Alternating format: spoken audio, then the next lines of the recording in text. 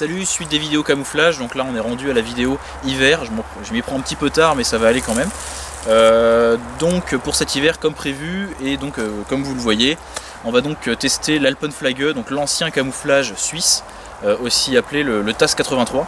À la fin de la Seconde Guerre mondiale, du côté allemand, SS et Wehrmacht disposent de camouflages différents. Suite au succès du Herbstern-Muster du côté de la SS, la décision est prise de créer un nouveau camouflage sous le nom de Leiber-Muster.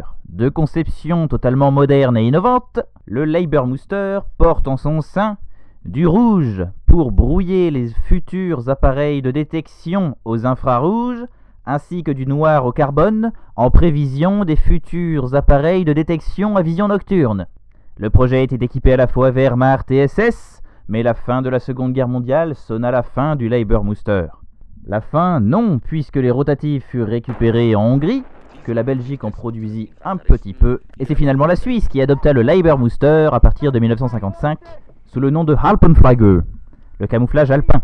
Après une première version entre 55 et 57, il fut ensuite légèrement assombri et incorpora la tenue de combat modèle 1957. Utilisé comme camouflage réglementaire pendant plusieurs décennies, il fut ensuite remanié, redessiné en 1983 et ainsi naquit le TAS 83, version simplifiée. Le rouge porté par ce camouflage, bien qu'handicapant à courte distance, était particulièrement efficace à longue distance où le rouge n'est pas perceptible par l'œil humain et se confond avec toutes les nuances de brun existantes dans la nature, tout en rappelant la flore estivale. La base du camouflage est un fond beige, aussi appelé tan ou marron clair, couleur des plus polyvalentes et adaptée à tous les milieux, recouvert de taches en fondu, vertes bien sûr, le fameux rouge et noir. L'ensemble est ensuite moucheté de petits points bicolores, d'un vert très clair rappelant le lichen à liseré blanc, comme la neige. Ainsi, ce camouflage suisse alpin d'origine allemande sera particulièrement efficace dans les couleurs automnales et hivernales. Bien que très efficace, il sera cependant remplacé en 1990 par le TAS 90, l'actuel camouflage suisse, plus moderne et plus discret.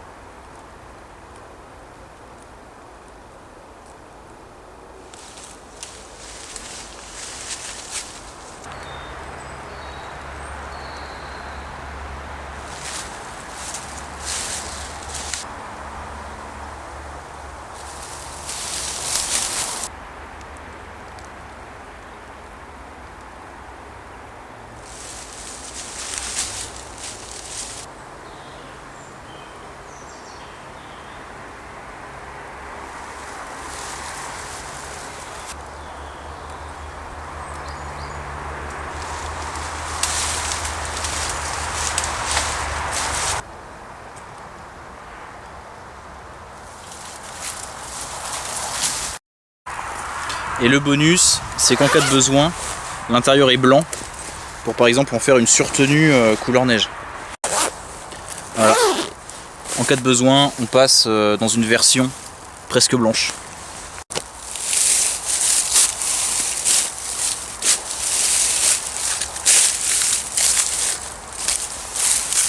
Ça peut servir. Donc si vous cherchez des tenues de camouflage, je vous invite à aller chez Globetrotter 72. C'est dans le 72, pas loin de Chartres. Donc c'est dans un département à côté du mien. Globetrotter 72 qui a pas mal de tenues de camouflage. Il ferme là courant mai. Le patron part à la retraite et donc il y aura pas mal de tenues pour pas cher. Il y en a plein de différentes. Il y aura du suisse, il y a de l'anglais, voilà, il y a pas mal de choses. Donc je vous invite à aller voir, c'est dans le 72. Donc voilà pour les essais de ce camouflage là, j'espère que vous l'avez trouvé assez efficace en cette fin d'hiver, n'hésitez pas à me dire ce que vous en pensez. Et donc le prochain test ça sera au printemps pour le camouflage suivant et je vous donne rendez-vous à ce moment là, donc pour cette vidéo là ou pour une prochaine vidéo. A très bientôt, salut.